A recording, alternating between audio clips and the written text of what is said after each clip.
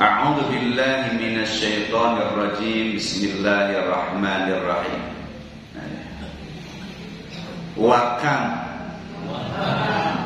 jeung seueur pisan min qaryatin tina hiji desa ahlakna anu geus ngahancurkeun kami ha kana eta desa fajaa maka datang ha kana eta desa baksuna karus adab kami bayatan wanci peuting auhum atawa maranehna qailuna gersarare maranehna fama kana jeung teu kabuktian dakwahum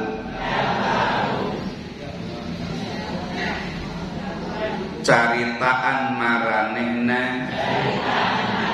idjaa nalika datang hum kamaranehna baksuna adab kami illa kajaba angkol yen ngomong maranehna inna saestuna kami kunna kabuktian kami dolimina anu nyaingieun kadoliman.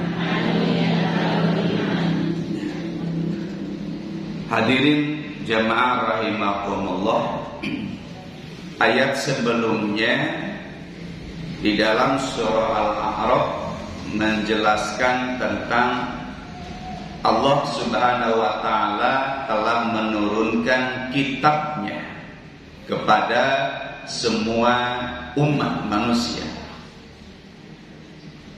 Kemudian Allah memerintahkan kita fattabi, kita disuruh untuk mengikuti kitab, khususnya adalah Al-Quran. Kita harus menjadikan Al-Quran sebagai pedoman hidup kita. Nah, di dalam mensikapi kitab-kitab yang telah Allah turunkan, maka manusia itu terbagi menjadi 3 kelompok besar. Ada 3 golongan manusia yang mensikapi kitab-kitab Allah Subhanahu wa ta'ala. Summa awrasna alaihimul kitab. Ketika suatu kaum itu diberikan kitab, maka kata Allah dalam Al-Quran ada 3 golongan manusia. Yang pertama adalah golongan yang dolimun linafsi. Golongan yang dolimun linafsi. Apa itu golongan manusia yang dolimun linafsi? Dia mengerjakan isi kitab tersebut, tapi juga melakukan pelanggaran-pelanggaran. Dolimun linafsi. Jadi gambarannya, ya, orang yang dolimun linafsi itu melaksanakan kewajiban, sholat dikerjakan, saum dikerjakan, gitu ya, ibadah-ibadah yang lain dikerjakan, tapi juga mengerjakan apa yang dilarang oleh Allah Subhanahu wa ta'ala, masih melakukan dosa-dosa. Itu dolimun linafsi. Ya, mukmin masih mukmin, tapi dia termasuk dolimun linafsi karena suka melakukan perbuatan-perbuatan yang dosa. Ya. Kemudian yang kedua adalah muqtasid, orang yang pertengahan. Dia mengerjakan semua kebaikan-kebaikan, semua kewajiban-kewajiban, meninggalkan semua yang dilarang oleh Allah Subhanahu wa taala. Ya, tapi dia tidak kurang perhatian terhadap hal-hal yang sunnah. Ya, masih yang mengerjakan hal-hal yang makruh gitu. Demuktas itu. Nah, yang paling baik itu adalah kelompok yang sabiqun bil khairat biidznillah. Yang kelompok ini sudah tidak lagi tertarik dengan hal-hal yang makruh, yang subhat, apalagi yang jelas-jelas haram. Dia melakukan hal-hal yang wajib dengan disempurnakannya dengan melaksanakan ibadah-ibadah yang sunnah. Tidak mengerjakan hal-hal yang diharamkan, menjauhi hal-hal yang subhat, dan menghindari perkara-perkara amalan-amalan yang makruh. Ini sabiqun bil khairat biidznillah. Ya. Nah, kemudian hadirin ada yang meninggalkan Al-Quran gitu. Maka kemudian Allah menyebutkan ancamannya di dalam ayat ini. Kata Allah Subhanahu wa taala, "Wa kam min qaryatin ahlaknaha." Para ahli tafsir memaknai kalimat kam di sini maksudnya adalah litaksir, menunjukkan banyak. Karena memang Al-Quran menceritakan kepada kita ya, bahwa sejarah kehidupan manusia itu banyak memberitakan kepada kita, menginformasikan kepada kita tentang manusia-manusia, bahkan tempat atau suatu wilayah yang kemudian dibinasakan oleh Allah Subhanahu wa taala. Jadi ada secara personal, misalkan Allah menenggelamkan Fir'aun, Allah menghukum Raja Namrud misalkan, ya. Allah menghukum Qarun, itu secara personal. Tapi Al-Quran juga bicara kepada kita tentang suatu wilayah yang dihancurkan oleh Allah Subhanahu wa taala. Ada yang kena banjir, ada yang tertimbun longsor, ya, ada yang gempa, ada yang disebut khasaf, likuifasi, dibalikan. Yang tadinya di atas permukaan kemudian ditenggelamkan. Ada seperti itu. Ada juga yang dengan as-sayhah, petir yang menyambar. Nah, nanti ada berbagai macam adab ya di dalam Al-Quran sebagai peringatan kepada kita. Nah, maka Allah di dalam ayat ini menggunakan kalimat wa kam min qaryatin, artinya betapa banyak negara-negara, tempat-tempat. Qaryah ini bisa satu desa, ya, kalau sekarang bisa satu kecamatan, bisa satu kabupaten, bisa satu provinsi, atau suatu negara misalkan. Ya, ini umum sifatnya. Wa kam min qaryatin.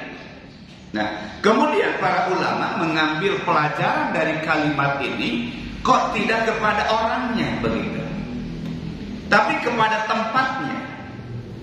Yang sudah barang tentu yang terkena azab itu adalah penduduknya, bukan tempatnya.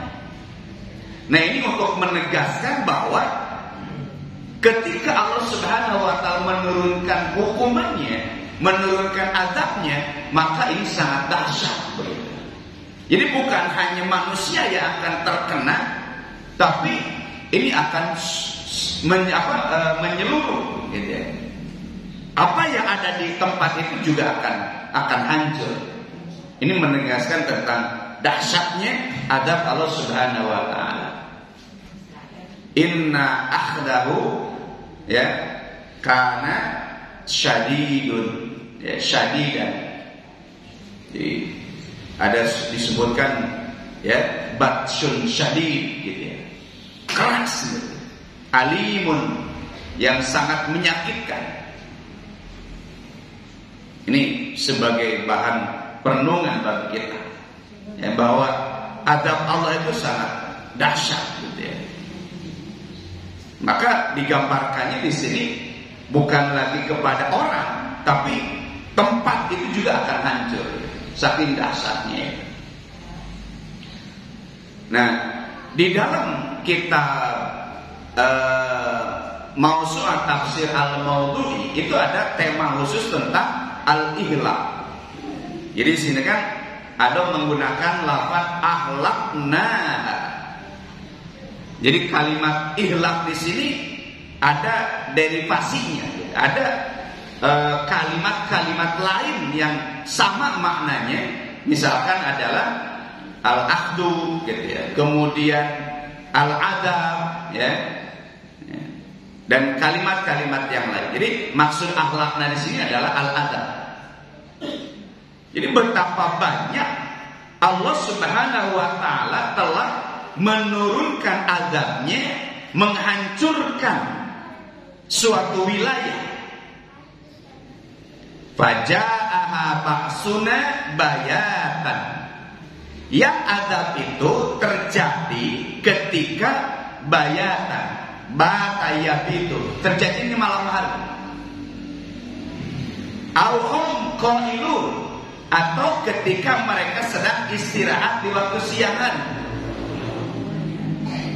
Qailun itu dari qailulah. Qailulah itu artinya istirahat sejenak di siang hari. Qailulah.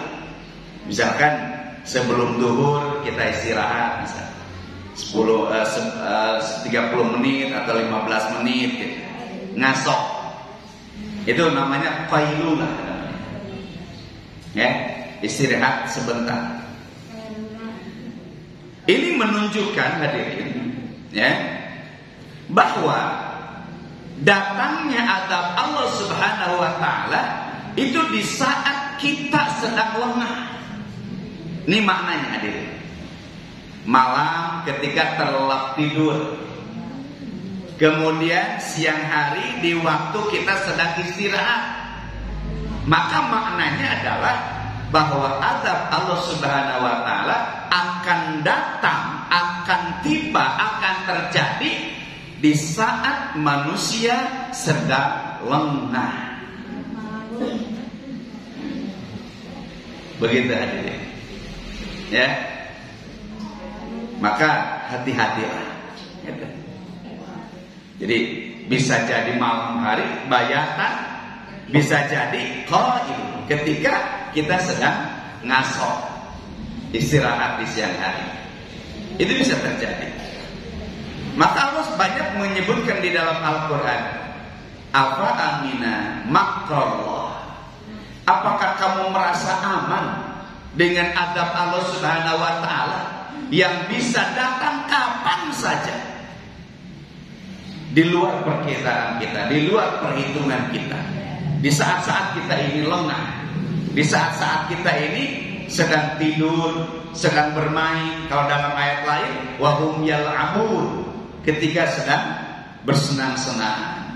Mungkin ketika sedang senang gitu ya, di pagi hari, atau sedang jogging misalkan, tiba-tiba terjadi ya, gitu. Atau di perjalanan misalkan, bisa jadi seperti itu. Ya. Nah, kita bahas tentang turunnya adab Allah Subhanahu wa taala. Sunnatullah di dalam adab ini. Ya, tadi ada kalimat akhlaknahu. Jadi kalimat ihlak ini hadirin, kata penulis kitab Mausu'ah Tafsir Al-Mawdu'i, kata beliau, secara garis besar di dalam Al-Quran kalimat ihlak itu memiliki 3 makna. Yang pertama adalah kematian. Jadi ahlakna, kami matikan gitu. Atau ahlakna dalam arti kami hancurkan, kami binasakan. Apa arti lain? Adalah kami turunkan azab kepada mereka. Nah, ini tiga-tiganya ini sama maksudnya. Jadi azab itu bisa kematian mendadak, ya. Azab itu bisa berupa dihancurkan, gitu. Ahlak ihlak gitu. Jadi makna ihlak di situ ada maknanya kematian, ada maknanya kehancuran, ada maknanya azab, ya. Hadirin makumullah. Yang pertama yang harus kita pahami bahwa terjadinya azab di dalam kehidupan ini. Azab itu kan ada 2, azab fid dunya, azab fil akhirah. Wala nudhiqannahum minal azabil adna dunal azabil akbar. Azabul adna itu di dunia, ya. Azabul akbar itu nanti di akhirat. Kenapa di dunia itu disebut azabul adna? Karena sedikit, karena sifatnya apa ya? Tidak sehebat, tidak sedahsyat, ya, tidak sesakit azab nanti di akhirat. Ya.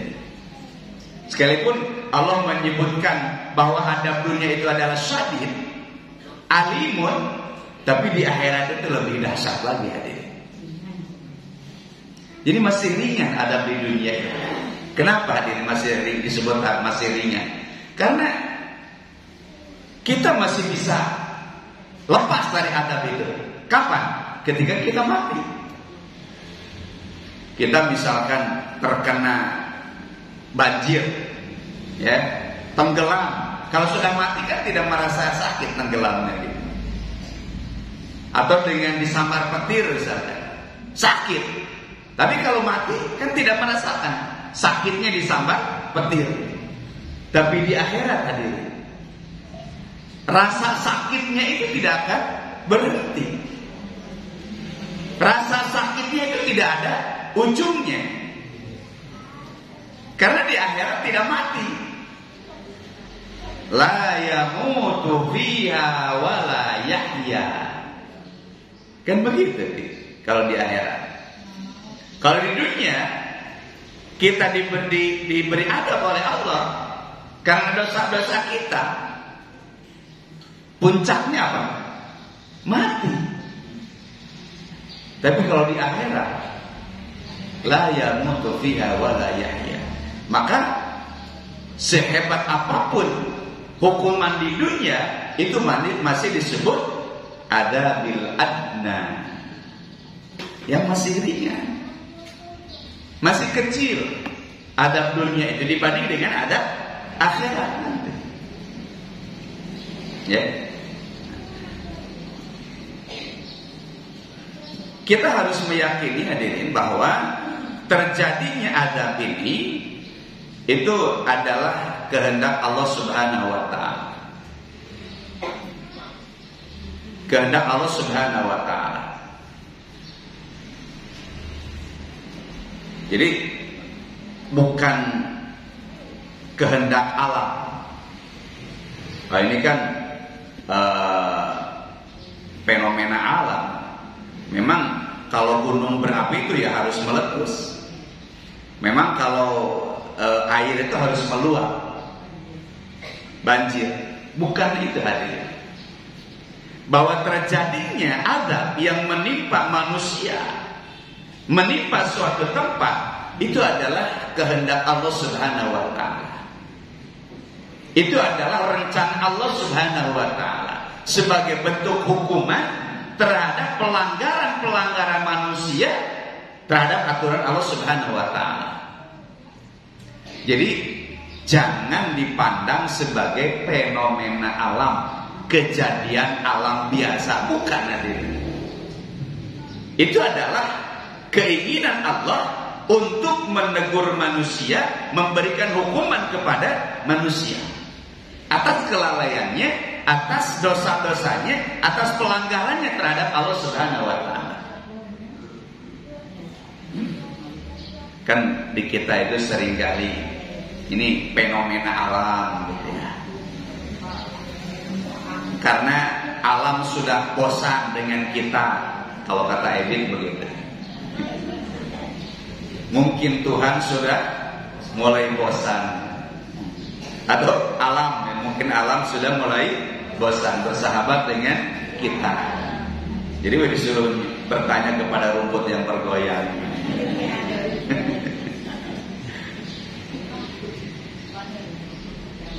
Ini kehendak Allah hadirin.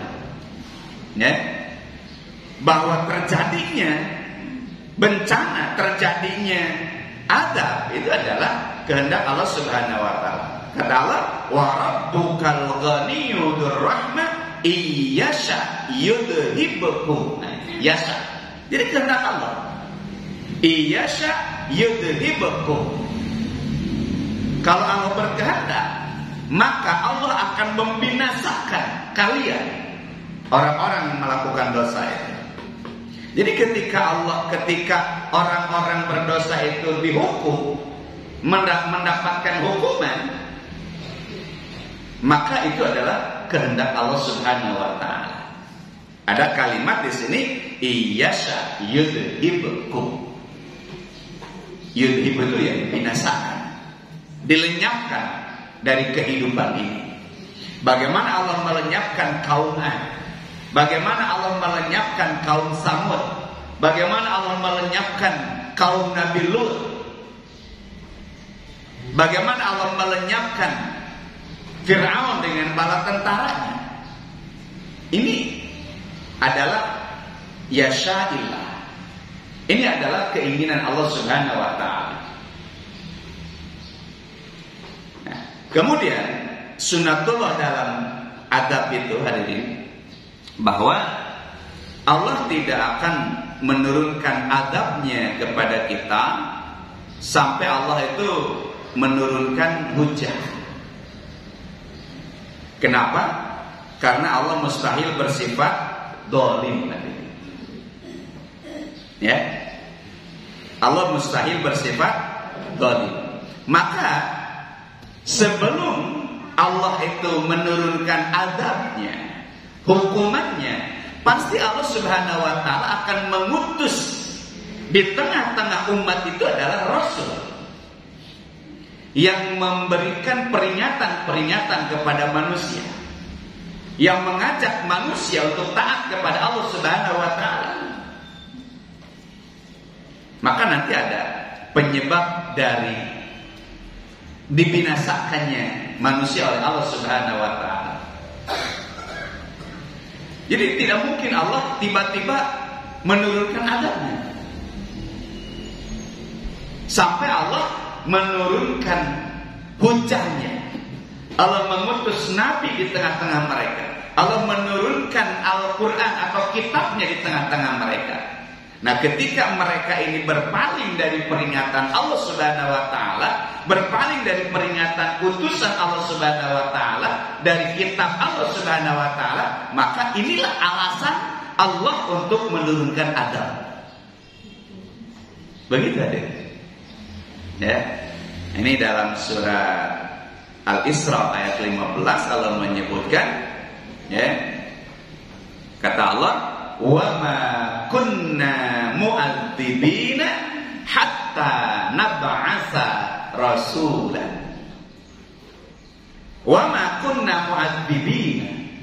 Tidak mungkin kami akan mengadab hatta nab'atsa rasulan, sebelum kami ini mengutus orang yang akan mengajarkan kebaikan kepada kalian, mengajak kepada kebaikan kepada kalian, mengingatkan kalian, lalu kalian berpaling. Lalu kalian kemudian tidak mengikuti ajakan itu. Di saat manusia itu tidak mau mengikuti ajakan para nabinya, tidak mengikuti ajaran yang dibawa oleh nabinya, maka itulah alasannya Allah Subhanahu wa taala akan menurunkan adabnya. Maka sebelum adab itu datang, ada hujah supaya tidak ada alasan. Ya Allah, saya kan tidak tahu. Ya Allah, saya kan tidak ngerti. Nah, supaya tidak ada alasan itu hadirin. Ya. Li'alla yakuna 'ala Allahi hujjatun ba'da rusul. Supaya tidak ada alasan. Loh, saya kan sudah menurunkan kitab. Saya kan sudah mengutus para nabi. Kenapa kamu tidak mengikuti para nabi? Kenapa kamu tidak mengikuti kitab Allah? Kan begitu nanti alasan. Nah, itu yang kedua. Ya. Selanjutnya dari makumullah bahwa kehancuran suatu kaum itu, turunnya adab dari Allah Subhanahu wa taala itu sudah ditentukan. Ya. Sudah ada waktunya. Ini dalam surah Al-Kahfi ayat 59. Wa tilkal qura ahlaknahum lamma dalamu wa ja'alna limahlikihim mau'ida. Mau'id dari wa'dun. Wa'dun itu janji. Sudah dijanjikan oleh Allah. Sudah ditetapkan waktunya oleh Allah Subhanahu wa taala. Dan kita yakin bahwa tidak ada kejadian apapun dalam kehidupan kita itu kecuali ada wa ajalin musamma indah. Ada waktu yang telah ditetapkan oleh Allah Subhanahu wa taala. Termasuk turunnya adab itu sudah ada waktu yang telah ditetapkan oleh Allah Subhanahu wa taala. Kapan Allah akan menghancurkan suatu kaum? Kapan Allah akan membinasakan seseorang? Itu sudah ada ketetapannya, ada waktunya. Dan sejarah itu kan berputar. Ketika seseorang mendapatkan kejayaan, kesuksesan, keberhasilan, maka bisa jadi hari-hari berikutnya adalah ketika Allah Subhanahu wa taala mengambil itu semua dari kita. Wa ajalin musamman indah. Jadi hati-hati hadirin rahimakumullah. Dan kata Allah Subhanahu wa taala, walan tajida li sunnatillahi tabdila. Bahwa sunnah Allah itu berlaku sepanjang masa dan tidak akan terganti, tidak akan berubah sunnatullah itu. Sunnatullah tidak akan berubah. Apa yang terjadi kepada kaum-kaum terdahulu, manusia-manusia terdahulu, ketika mereka melakukan pelanggaran, ketika mereka melakukan dosa, kemudian dihancurkan oleh Allah, dihukum oleh Allah, begitupun kepada kehidupan kita saat ini. Itu akan terjadi juga. Karena ini bagian daripada sunnatullah. Dan saatnya sudah ditetapkan. Kata Allah, wa ja'alna limahlikihim mau'ida. Ada saatnya nanti Allah akan menurunkan hukumannya kepada orang-orang yang melakukan pelanggaran-pelanggaran. Kalau kita melihat misalkan orang-orang kafir sekarang mereka berkuasa, ya, saatnya nanti Allah akan membinasakan mereka. Dan itu sudah ada titis tulis di ajalina, kata kita. Itu sudah ditetapkan, yang disebut dengan ajalin musamma. Ya. Nah, kemudian dari makumullah yang berikutnya, sunnatullah di dalam adab ini, ya, bahwa saat Allah Subhanahu wa taala menurunkan hukumannya, kemudian kita baru tersadarkan untuk taat kepada Allah, untuk beriman kepada Allah, maka saat itu tidak lagi berguna keimanan kita, tidak lagi berguna ketaatan kita, kesolehan kita. Jadi kalau kita imannya mendadak, ketika melihat adab baru kita beriman, ketika melihat adab kemudian kita baru melakukan tobat, melakukan kebaikan, maka itu tidak lagi berguna. Tidak bisa menyelamatkan kita iman seperti itu. Ini Allah sebutkan di dalam surah Ghafir 84-85. Ya, ini ayat 85-nya. 84-nya Allah menyebutkan tentang turunnya adab. Kata Allah, falam yaku yanfa'uhum imanuhum lamma ra'au ba'sana. Falam yaku yanfa'uhum, maka sungguh tidak akan memberikan manfaat kepada mereka apa? Imanuhum, iman mereka. Lamma ra'au ba'sana, iman yang hadir di saat mereka sudah melihat adab Allah. Itulah sunnatullah. Itulah ketetapan Allah Subhanahu wa ta'ala kepada hamba-hamba Allah yang terdahulu, kepada manusia-manusia yang telah berlalu dalam sejarah ini. Kita ambil pelajaran tentang kematian Fir'aun. Bukankah ketika menjelang matinya Fir'aun beriman kepada Allah? Kan beriman. Amantu billadzi amanat bihi Bani Israil. Ya Allah, saya beriman sekarang dengan keimanan seperti keimanan Bani Israil. Beriman kepada Nabi Musa. Apa jawaban Allah? Al-ana wa qad asaita min qabl. Kok baru sekarang imannya? Artinya Allah tidak menerima keimanan Fir'aun itu. Padahal Fir'aun itu tulus imannya. Iya. Tapi kata Allah bagaimana? Al-ana, kok baru sekarang? Allah tidak menerima imannya Fir'aun pada saat itu. Kenapa? Lamma ra'au ba'sana. Karena Fir'aun beriman di saat Allah Subhanahu wa ta'ala sudah menurunkan adab, sudah menurunkan hukumannya. Jadi jangan nunggu turunnya hukuman Allah kepada kita baru kita sadar, baru kita tobat, baru kita iman, baru kita yakin. Jangan hadirin. Itu tidak akan menolong kita.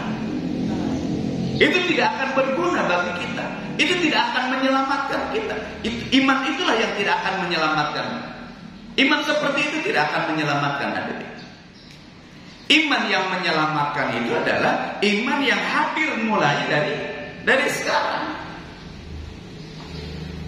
dari saat ini. Jangan nunggu nanti Allah menurunkan adab. Jangan nunggu nanti Dajjal muncul baru iman kepada Allah. Ya. Jadi dari sekarang kita ini harus berbenah diri. Dari sekarang kita ini harus berbekal keimanan sebelum nanti Allah menurunkan adab. Sebelum Allah nanti menurunkan hukumannya kepada kita. Kalau Allah sudah menghukum kita, kemudian kita tobat, kemudian kita memperbaiki iman kita, maka tidak lagi berguna. Falam yaku yanfa'uhum imanuhum lamma ra'au ba'sana. Ya. Jadi jangan nunggu apa? Jangan nunggu turunnya adab Allah Subhanahu wa ta'ala. Perbaiki dari sekarang iman kita. Selanjutnya rahimakumullah, ketika Allah sudah menurunkan hukumannya maka kita tidak bisa lagi kembali kepada kehidupan untuk memperbaiki diri kita. Sekalipun kita menyesal, kemudian kita sadar, oh ternyata hidup saya kemarin itu salah. Ya, yang dulu-dulu itu ternyata salah, nggak benar.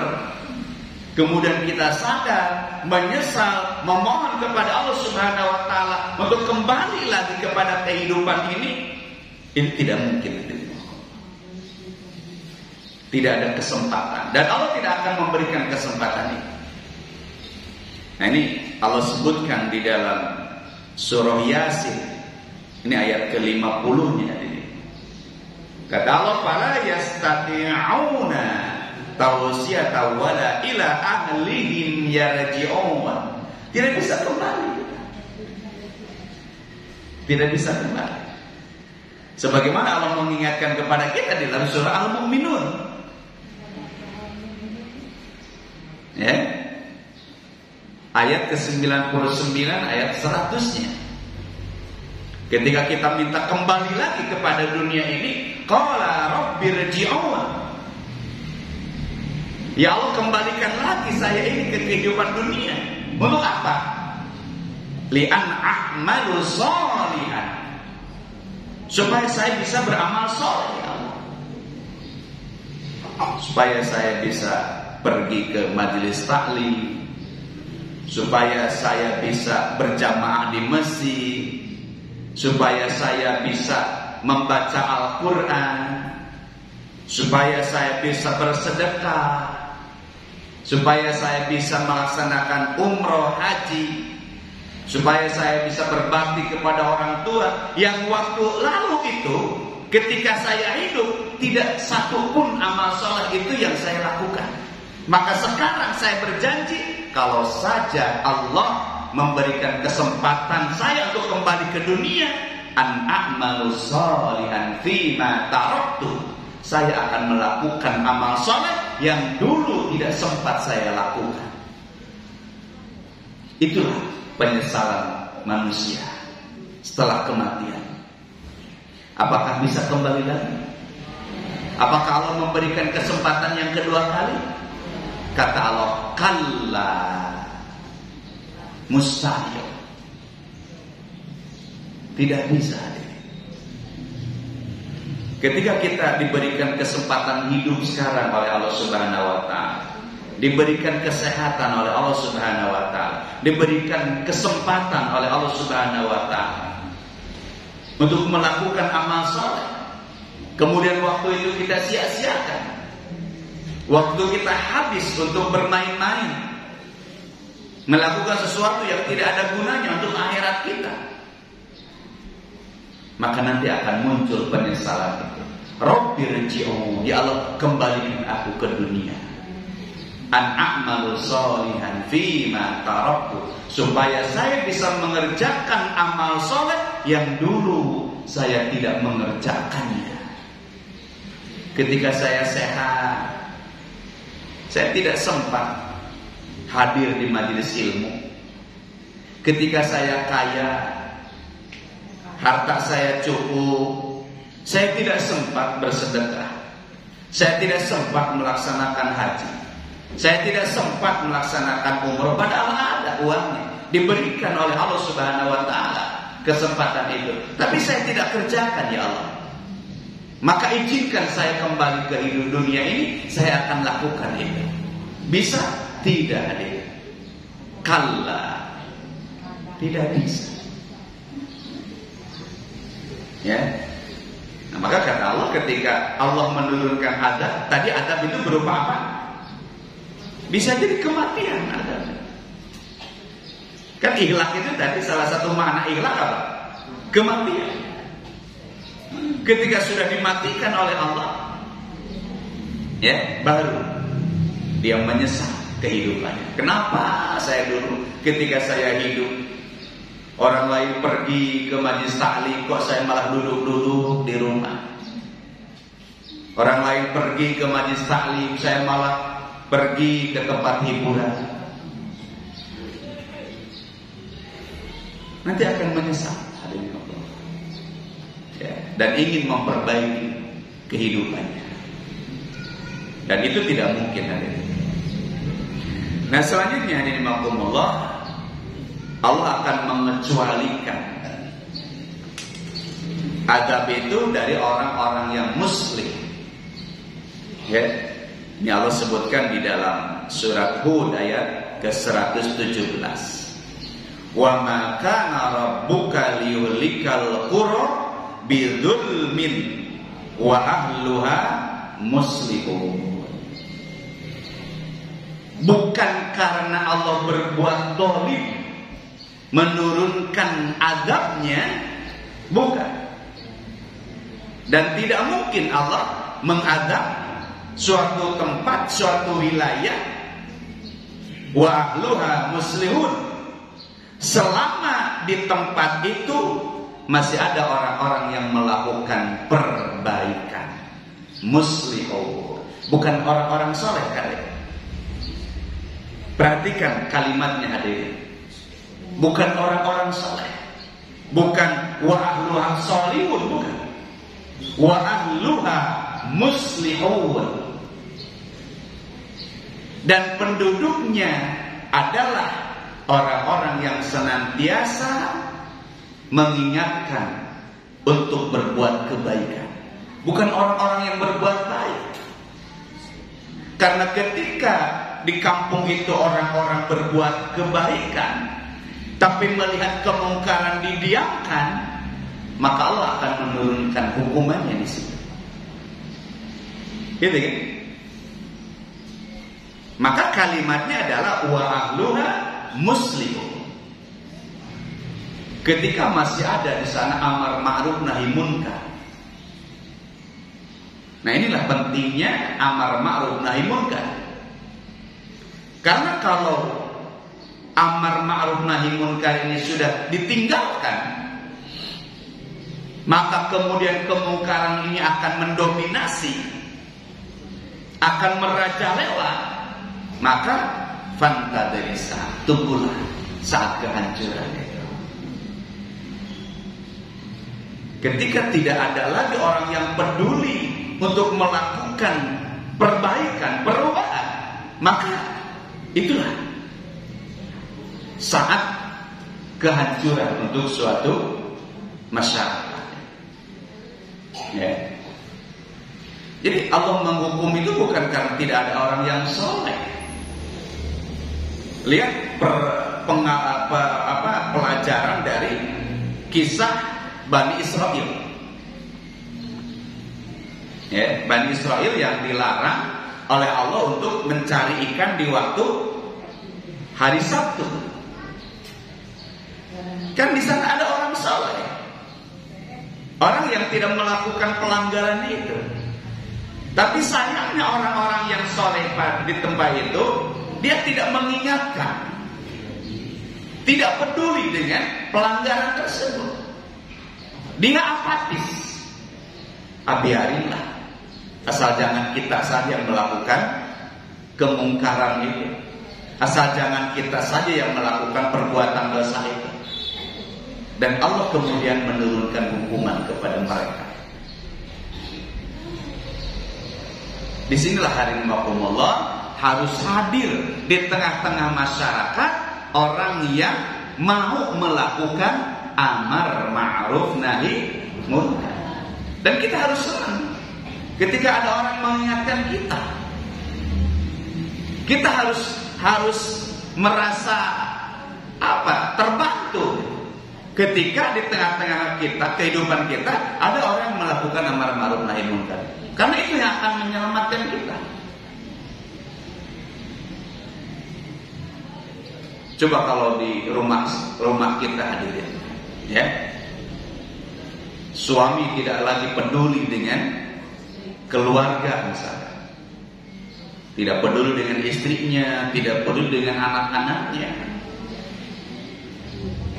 anak perempuannya keluar rumah tidak menutup aurat, dibiarkan. Pergi dengan laki-laki bukan mahramnya, dibiarkan. Maka akan akan terjadi kerusakan di rumah tangga ini. Kan begitu dari Allah. Ya, Allah akan memberikan hukumannya.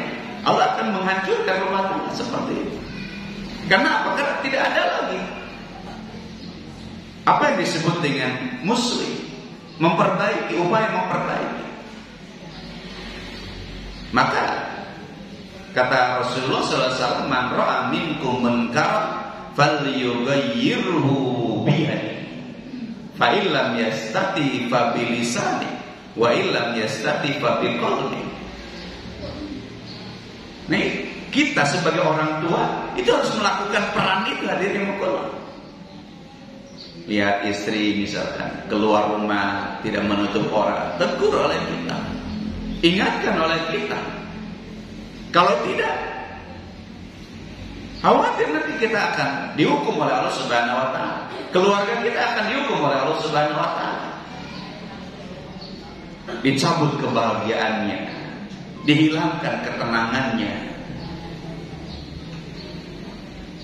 Jadi jangan dibayangkan hukuman itu misalkan nanti rumahnya dirobohkan gitu ya, atau dibakar, ya itu bisa jadi. Tapi yang paling ngeri itu ketika kebahagiaan dicabut oleh Allah Subhanahu wa Ta'ala, ketenangan dalam rumah tangga dihilangkan oleh Allah Subhanahu wa Ta'ala. Karena itu hukuman lebih menyakitkan. Kalau rumah roboh kan bisa dibangun lagi, betul? Tapi kalau ketenangan, ketentraman, kedamaian, rasa saling mencintai di rumah tangga itu sudah hilang, bagaimana kita?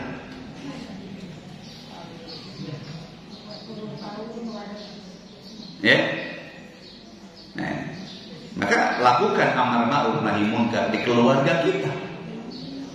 Dan yang paling bertanggung jawab itu adalah kita, suami. Suami yang harus bertanggung jawab. Kullukum ra'in wa kullukum mas'ulun an ra'iyyati. Nah, kita sebagai ra'inya, kita sebagai kepala rumah tangganya, itu yang tanggung jawab. Nah, kemudian selanjutnya rahimakumullah. Nah, ini masih baru sunatullahnya, nanti penyebab adabnya. Insyaallah nanti pekan depan kita lanjutkan. Ini yang berikutnya, bahwa harus diwaspadai itu adalah bahwa ketika Allah Subhanahu wa Ta'ala menurunkan adabnya, maka adab itu akan datang secara tiba-tiba. Ya. Akan datang secara tiba-tiba. Kelihatan gak? Kebaca. Nah, itu lain lagi. Kalau kelihatan sih kelihatan. Kalau kebaca.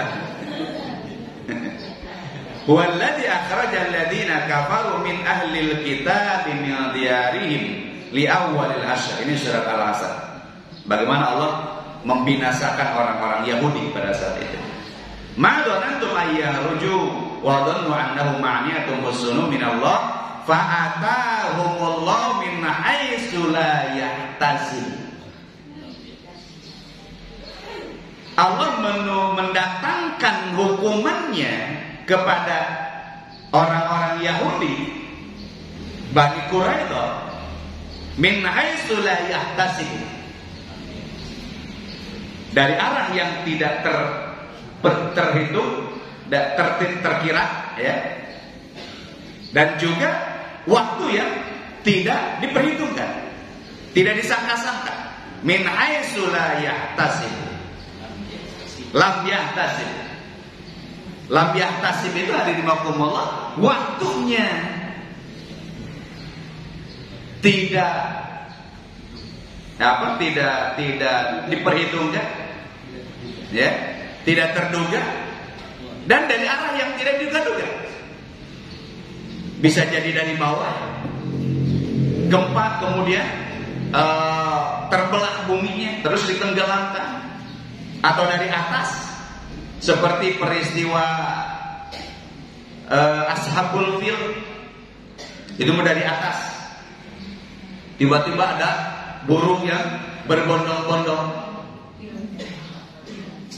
Alam taro kaifa fa'ala rabbuka bi ashabil fil, kan tidak terhitung gitu ya, tidak terbayangkan begitu.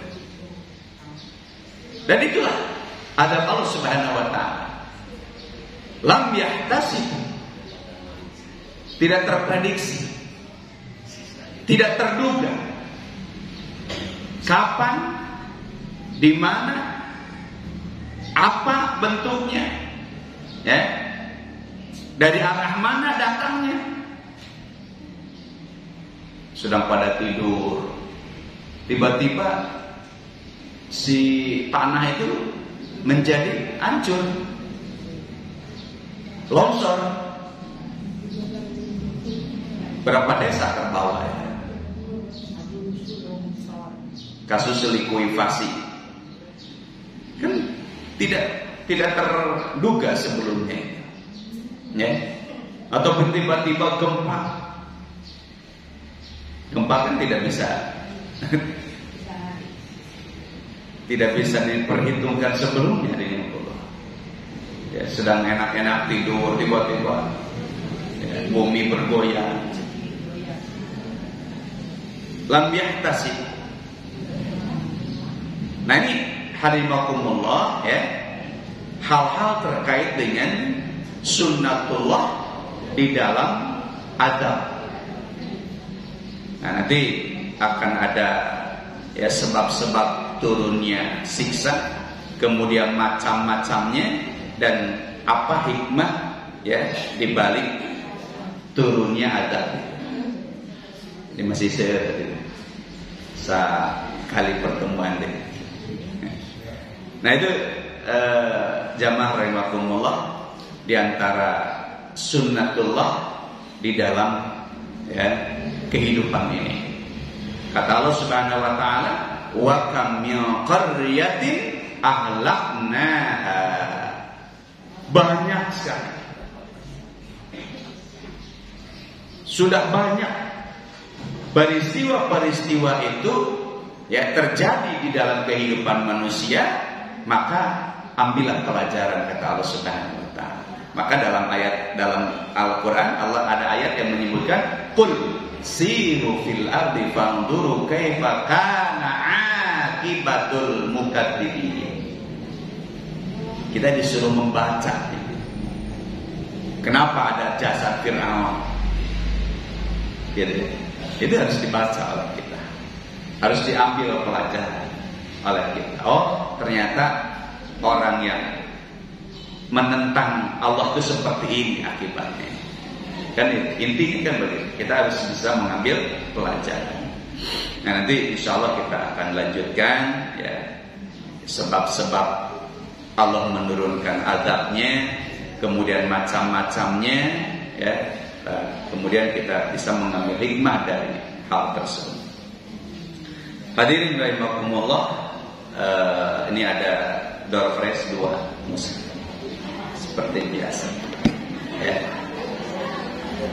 Tapi yang belum mendapatkan ya gantian.